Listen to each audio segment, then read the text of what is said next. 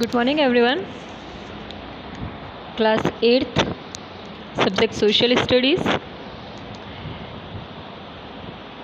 Civics, Chapter 1st, the Indian Constitution. In the last video and last class, I told you about the Constitution's meaning and the importance of Constitution. Now we have to look the key features of the Indian Constitution. I would like to tell you one thing. What was the importance of the Indian Constitution? In the earlier video, we saw only the importance of Constitution. Now we have to understand about the value of or importance of Indian Constitution. अब हमें ये देखना है कि Indian Constitution की value क्या है, या इसकी कॉन्स्टिट्यूशन की वैल्यू या इसकी इम्पोर्टेंस क्यों हुई थी, या कहाँ ज़रूरत पड़ी थी इंडियन कॉन्स्टिट्यूशन बनाने की. By the beginning of the 20th century, the Indian national movement had been active in the struggle for independence from British rule for the several decades. Initial time में क्या था कि जब ब्रिटिशर्स से torture हम बर्दाश्त कर रहे थे या हम सर्वाइव कर रहे थे, उस टाइम में स्लेवरी लाइफ एक सर्वाइव कर रहे थे, तब नीड हुई थी सबसे पहले कॉन्स्टिट्यूशन की. बिकॉज ऑफ हुआ क्या था कि ब्रिटिशर्स कोई भी लॉ बना लेते और टॉर्चर कर लेते, और अगर कोई टॉर्चर करना स्टार्ट कर देते तो उसके बेस पे वो उसका एक्ट बना लेते, लॉ बना लेते. जैसे उन्होंने एक फॉर एन एग्ज़ाम्पल उन्होंने एक रूल बनाया था कि किसी अगर कोई भी उनके अगेंस्ट आवाज़ उठाता है, कोई भी अगर अपनी वॉइस रेज़ करता है, अपना ओपिनियन देता है, तो ऐसी कंडीशन में क्या होगा, ऐसी कंडीशन में उस पर्सन को जेल में डाल दिया जाएगा without any FIR, without any case hearing. कुछ भी नहीं होगा, अनलिमिटेड टाइम के लिए जेल में डाल दिया जाएगा, और ये भी हो सकता है कि उसको मार भी दे. तो ऐसी कंडीशन में इस रूल को जब सबने मना कर दिया था मानने से, तो ऐसी कंडीशन में इन्होंने उसको एक एक्ट बना दिया था, दैट वाज रॉलेट एक्ट. और एक यही था कि कोई भी उनके अगेंस्ट बोल नहीं सकता, और अगर कोई बोलता है, अगर कोई प्रिंट भी कर देता है, अगर कोई बोल नहीं रहा है तो प्रिंट कर देता है न्यूज़पेपर में, मैगजीन्स में, कहीं भी अगर उनके खिलाफ़ बात उठती है तो वो क्या करेंगे, उसे सीधा जेल में भेज देंगे. तो ऐसे अगर रूल बनेंगे और फिर रूल्स के अकॉर्डिंग ही वो टॉर्चर करते थे, तो लोगों में ये चीज़ की रिक्वायरमेंट होने लगी, ये एक लैक फील होने लग गई थी, एक कमी फील होने लग गई थी कि कुछ ऐसे रूल्स बनने चाहिए जो हमारी लाइफ को ईजी बनाए. ठीक है, ऐसा नहीं हो कि और ज़्यादा टिपिकल हो जाए लाइफ. जैसे उन्होंने बहुत सारे टैक्सेस डाल दिए थे. In the upcoming classes you will saw, आप देखोगे कि कैसे उन्होंने इतने टॉर्चर किए थे, इतने एक्ट बनाए थे, इतना एक्सप्लॉयटेशन किया था इंडियंस का. तो यही रीज़न्स थे कि इंडिया में लोगों को सबको फील होने लगा था कि कुछ ऐसे लॉ बनने चाहिए जो हमारे लिए फ्रूटफुल हो.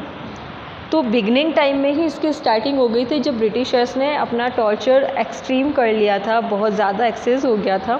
The long experience of authoritarian rule under the colonial state convinced Indians that free India should be a democracy in which everyone should be treated equally.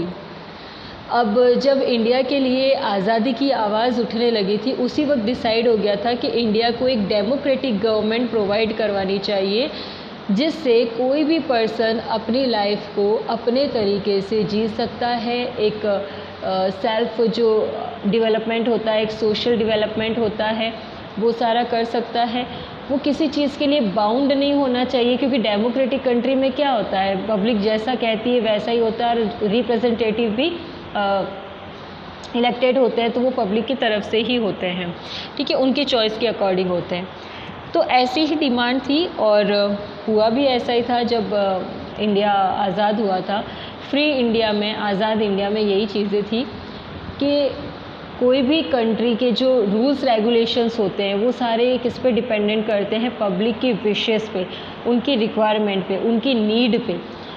जहाँ उनकी रिक्वायरमेंट और नीड फुलफ़िल होती हो, जहाँ उनकी विशेस पूरी होती हो, ऐसा कॉन्स्टिट्यूशन बनना चाहिए. तो इसकी डिमांड पहले ही हो गई थी कि इंडिया में डेमोक्रेटिक गवर्नमेंट आएगी. अब इंडिया का कॉन्स्टिट्यूशन लॉ बनाना है, तो लॉ कैसे बनेगा? लॉ ऐसे बनेगा क्योंकि इंडिया में बहुत सारा डिस्क्रिमिनेशन होता था. अर्लियर और एंशिएंट टाइम में कास्ट का होता था, जो 4 कास्ट कैटेगरी होती थी, ब्राह्मण, क्षत्रिय, वैश्य, शूद्र, तो पहले उनका होता था। फिर जब आउटर अटैकर्स होने लगे तब रिलीजियस डिस्क्रिमिनेशन होने लग गया। उसके बाद जब ब्रिटिशर्स आए इंडिया में, लास्ट जो हम रूलर रहे थे, आउटर अटैकर्स रहे थे इंडिया में, तो वो फॉरेनर्स यही थे, ब्रिटिशर्स ही थे। That was not actually foreign attack, उन्होंने अटैक नहीं किया था ब्रिटिशर्स ने, बट हाँ जो भी आउटर रूलर्स थे इंडिया पे रूल करने वाले थे, उनमें ब्रिटिशर्स का नाम लास्ट में आता है। और सबसे ज़्यादा रूल भी इन्होंने किया था, सबसे ज़्यादा एक्सप्लॉइट, टॉर्चर, सब कुछ ब्रिटिशर्स ने ही ज़्यादा किया था। तो ब्रिटिशर्स ने जब ऐसे टॉर्चर करना शुरू कर दिया था, तो पब्लिक को कास्ट कैटेगरी इन सब के अलावा एक और उन्होंने रीज़न दे दिया था डिस्क्रिमिनेशन करने का, वो था एक स्टैंडर्ड का, rich and the poor people का। उन्होंने इंडियन को पुअर से और भी पुअर कर दिया और उनको ये फील करवा दिया था कि तुम बहुत पुअर हो और तुम्हें किसी भी तरह का राइट नहीं है, तुम्हें लाइफ जीने का राइट नहीं है।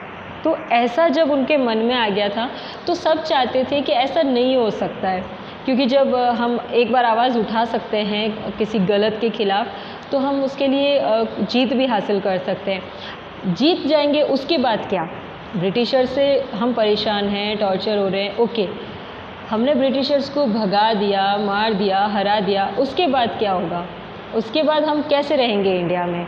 ठीक है, तो इंडिया में रहने के लिए इंडिया को सिस्टमैटिक एक गवर्नमेंट प्रोवाइड करना, एक सिस्टम प्रोवाइड करवाना बहुत ज़रूरी था।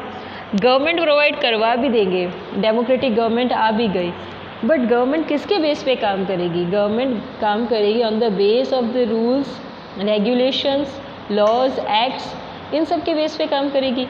अब ये रूल्स रेगुलेशंस कौन से होने चाहिए, कौन से एक्ट बनने चाहिए, कौन से नहीं बनने चाहिए, कौन से रिमूव होने चाहिए, इन सब के लिए क्या था, सबसे बड़ी प्रॉब्लम ये आ गई थी।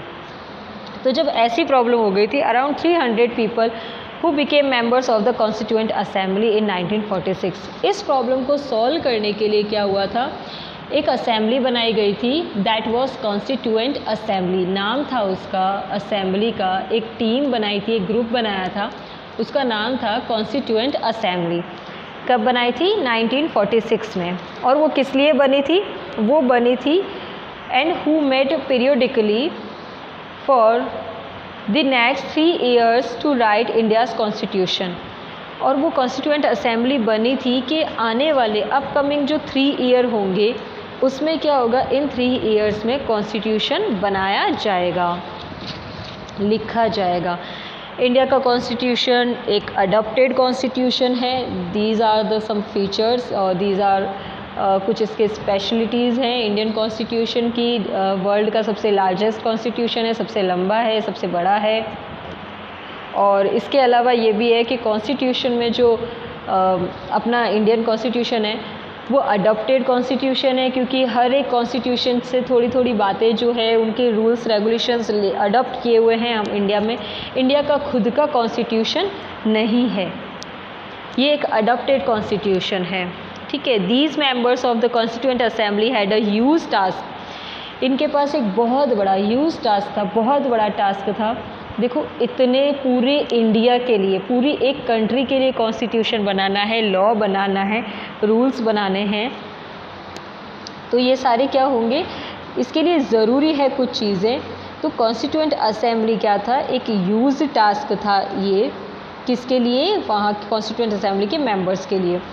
The country was made up of several different communities who spoke different languages, belonged to the different religions and had distinct cultures. Also, when the constitution was being written, India was going through considerable turmoil.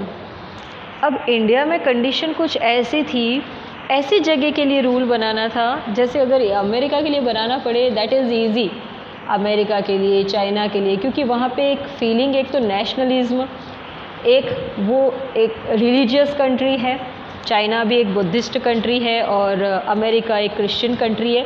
तो वहाँ इतनी दिक्कत नहीं आएगी, वहाँ इतनी problems नहीं आएगी, क्योंकि वहाँ सारे रूल्स जो होंगे वो सबके लिए इक्वली होंगे। वहाँ की पब्लिक में जो एक नेशनलिज्म की फीलिंग है कि हाँ हम एक ही कल्चर से बिलोंग करते हैं, एक ही रिलीजन से बिलोंग करते हैं, हमारी कंट्री भी उसी रिलीजन को फॉलो करती है और कंट्री एक रिलीजियस कंट्री है, क्रिश्चियन कंट्री है, तो वो सारे रूल्स उसके अकॉर्डिंग ही बनेंगे। तो nobody can raise their voice against of the government और अगेंस्ट ऑफ द कॉन्स्टिट्यूशंस। तो लेकिन इंडिया में ऐसा नहीं था। इंडिया में ये था, कॉन्स्टिट्यूशन बनाने के लिए बहुत ज़्यादा ज़रूरी था। बहुत सारे रिलीजन रहते हैं इंडिया में, आज भी रहते हैं, उस टाइम भी थे। और इंडिया पहली बार तो फ्री हुआ था, उससे पहले मोनार्की सिस्टम था, फिर सडनली ब्रिटिशर्स आ गए थे और एक डिक्टेटरशिप रूल चलने लग गया था। उसके बाद इंडिया में फ़र्स्ट टाइम तो डेमोक्रेसी आई थी, फ़र्स्ट टाइम गवर्नमेंट बन रही थी। तो ऐसी कंडीशन में था कि सारी पब्लिक खुश रहे, क्योंकि अगर ज़रा सा भी कोई रूल ऐसा हो गया, ऐसा बन गया, तो कोई भी रिलीजन से कोई भी रिलीजियस पर्सन है या किसी भी मैटर से रिलेटेड अगर कोई इशू बन जाता है तो पब्लिक को संभालना बहुत मुश्किल हो जाएगा।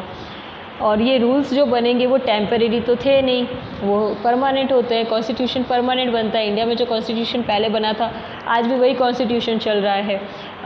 This is the another thing, exceptional matter है कि कुछ न कुछ अमेंडमेंट होते रहते हैं, चेंजेस होते रहते हैं, जो ज़रूरी है, जैसे टाइम की रिक्वायरमेंट होती है वैसे ही चेंजेस होते रहते हैं। अब कंडीशन ये भी थी कि इंडिया में पाकिस्तान भी अलग हो रहा था। some kind of reasons or due to some religious persons or reasons, कुछ ब्रिटिशर्स डिवाइडेड रूल का जो पॉलिसी उन्होंने बनाई थी, उन्होंने दो मेजर रिलीजन जो इंडिया के थे उस टाइम में, उनके ऐसा फीलिंग नहीं थी माइंड में कि तुम हिंदू हो या दूसरा इस्लामिक है, ऐसा कुछ भी माइंड में नहीं था। लेकिन ब्रिटिशर्स ने डिवाइडेड रूल की जो पॉलिसी डाली तो उन्होंने सारे रिलीजन को आपस में भड़काने का काम किया, जिसमें से मेजर उनका रोल प्ले हुआ था हिंदू और मुस्लिम्स को बीच में उनके झगड़ा डालने का या उनको डिवाइड करने का, और उसमें वो सक्सेस भी रहे थे। ऐसे में डिमांड हो गई थी इंडिया में पाकिस्तान की कि पाकिस्तान अलग से बनाया जाएगा और कंट्री टू पार्ट्स में बन जाएगी, India and the Pakistan was imminent. Some of the princely states remained undecided about their future। अच्छा, अब ऐसी सिचुएशन भी हो गई थी कि कुछ ऐसे प्लेसेस थे जो बॉर्डर पे थे, ठीक है, जैसे जैसलमेर हो गया, बाड़मेर हो गया, इस साइड में गुजरात है, जम्मू कश्मीर है। ये ऐसे स्टेट्स थे जो पाकिस्तान के और इंडिया की बॉर्डर पे आ रहे थे। अब कुछ प्रिंसली स्टेट्स ऐसे भी थे जो नहीं चाहते थे कि गवर्नमेंट बने, क्योंकि उनको अपना मोनार्की रूल चाहिए था। कुछ ऐसे स्टेट्स थे जो चाहते थे कि अगर मोनार्की रूल पाकिस्तान में होता है then we will go for the Pakistan, हम पाकिस्तान के लिए चले जाएंगे। बट कंडीशन ये थी कि पाकिस्तान भी इस चीज़ की श्योरिटी नहीं दे पा रहा था कि वो वाकई में मोनार्की सिस्टम रखेगा, और गवर्नमेंट ये चीज़ इंडिया जो था वो ये क्लियर कर चुका था कि इंडिया में गवर्नमेंट आएगी और डेमोक्रेटिक गवर्नमेंट आएगी। ये सारे सिचुएशंस को हैंडल करना, फिर कॉन्स्टिट्यूशन बनाना, और कॉन्स्टिट्यूशन उन पर्सन्स के लिए बनेगा जो इंडियन है, जो इंडियंस है, जो इंडिया में रह रहे हैं। अब जो पाकिस्तान में शिफ्ट हो जाएंगे उनके लिए वो कॉन्स्टिट्यूशन एप्लीकेबल नहीं रहेगा। तो ऐसे सिचुएशंस को हैंडल करना, सारे रिलीजन्स और कल्चर्स को ध्यान में रख के कॉन्स्टिट्यूशन बनाना है, तो बहुत प्रॉब्लम्स आ रही थी। ऐसे में कास्ट फर्स्ट, एक तो caste, second category, third religion, फिर स्टैंडर्ड, इसके अलावा एक और मैटर हो गया था स्टेट का। स्टेट में ये था, एक कैटेगरी और हो गई थी समाज में, सोशल में उस टाइम में, वो था प्रिंसली स्टेट। प्रिंसली मतलब जो राजा महाराजा थे, रॉयल्स थे, रॉयल फैमिलीज़ थी, वो लोग भी चाहते थे कि उनका कहीं इम्पोर्टेंट रोल रहे। इट मे बी पॉसिबल कि अब वो राजा नहीं रहेंगे, लेकिन उनका एक इम्पॉर्टेंट रोल प्ले होना चाहिए गवर्नमेंट में, क्योंकि गवर्नमेंट ही रूल करने का काम करेगी, और अब तक रूल करने का काम राजाओं ने किया था, तो ऐसा ही कुछ उनको अपने लिए भी चाहिए था। इसलिए जब कॉन्स्टिट्यूएंट असेंबली बनाई कॉन्स्टिट्यूशन बनाने के लिए, तब उसमें प्रिंसली स्टेट्स को भी शामिल किया गया था। अब क्योंकि उनको पता भी था, और दूसरा वो अपने स्टेट से रिलेटेड अच्छा सोच पाते, अच्छा सजेशन दे पाते, और दूसरा हर कैटेगरी से हर एक पर्सन्स को लेना ज़रूरी था।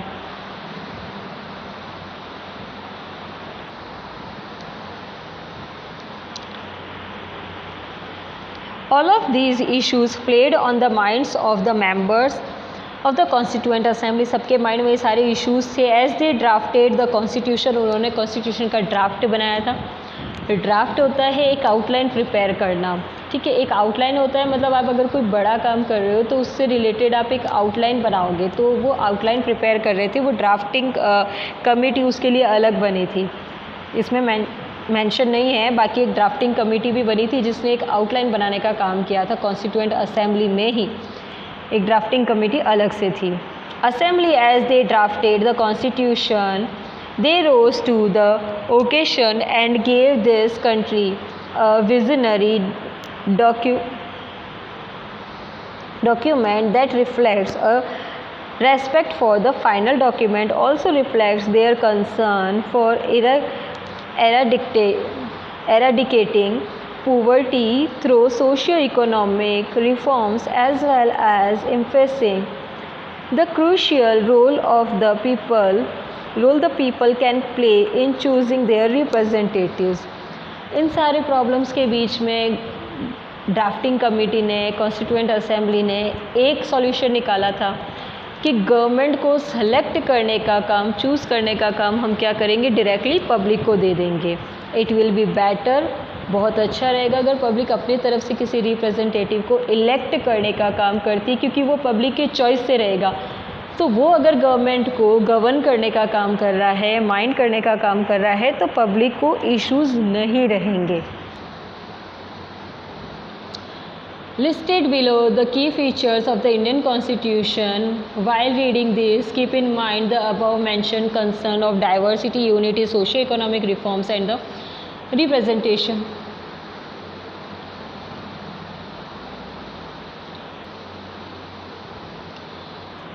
अब हम की फ़ीचर्स पढ़ेंगे. की फ़ीचर्स पढ़ने के दौरान भी आपको क्या करना है, कुछ चीज़ें माइंड में रखना है. यूनिटी माइंड में रखनी है लोगों की, किसी भी बेस पे हो. डाइवर्सिटी माइंड में रखनी है, चाहे कास्ट हो, रिलीजन हो, कलर हो, रेसिज्म हो, कल्चर हो.